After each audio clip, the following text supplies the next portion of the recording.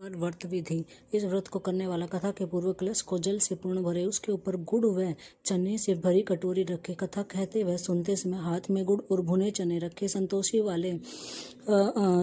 माता की जय, संतोषी माता की जय, इस प्रकार जय जयकार से बोलते जय। कथा समाप्त होने पर हाथ का गुड़ और चना गौ माता को खिलाए। कलश में रखा हुआ गुड़ व चना सबको प्रसाद के रूप में बांट दे। कथा समाप्त होने और आरती के बाद कलश के जल को घर में सब जगह पर छिड़के। बचा हुआ जल तुलसी की क्यारी में डाले। माता भावना की भूखी है, कम ज्यादा का कोई विचार नहीं है, अतएव जितना भी बन पड़े प्रसाद अर्पण कर श्रद्धा और प्रेम के साथ मन में व्रत करना चाहिए। व्रत के उद्यापन में 2.5 सेर खाजा, चने का साग, मोइनदारी, पूड़ी, खीर नैवेद्य रखें। घी का दीपक जला संतोषी माता की जय जयकार बोल नारियल फोड़े। उस दिन घर में कोई खटाई न खाए, न ही दूसरों को खटाई खाने दे। इस दिन 8 लड़कों को भोजन कराएं।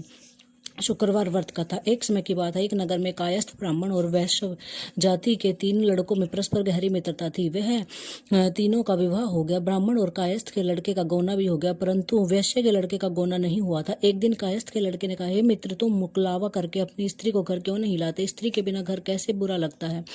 यह बात वैश्य के लड़के को जच गई। वह कहने लगा कि मैं अभी जाकर मुकलावा लेकर आता हूँ। ब्राह्मण के लड़के ने कहा, अभी मत जाओ, क्योंकि शुक्र अस्त हो रहा है, जब उदय हो जाए तब जाकर ले आना। परंतु वैश्य के लड़के को ऐसी जिद हो गई कि किसी प्रकार से नहीं माना।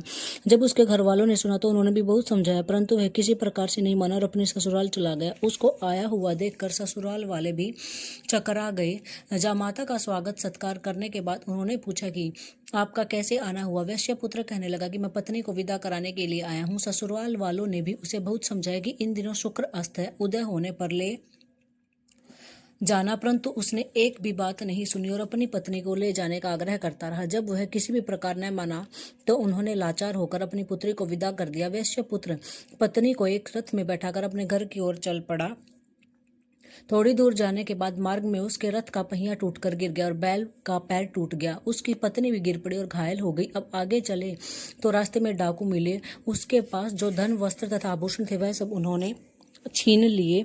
इस प्रकार अनेक कष्टों का सामना कर जब पति पत्नी अपने घर पहुंचे तो आते ही वैश्य के लड़के को सर्प ने काट लिया। वो मूर्छित होकर गिर पड़ा। तब उसकी स्त्री अत्यंत विलाप कर रोने लगी। वैश्य ने अपने पुत्र को वैद्य को दिखलाया तो वैद्य कहने लगा, 3 दिन में मृत्यु को प्राप्त हो जाएगा। जब उसके मित्र के लड़के को सारी बात पता चली तो उसने कहा, सनातन धर्म की प्रथा है कि जिसमें शुक्र अस्त हो तो कोई अपनी स्त्री को नहीं लाता, परंतु ये शुक्र के अस्त में स्त्री को विदा करके घर पर ले आया।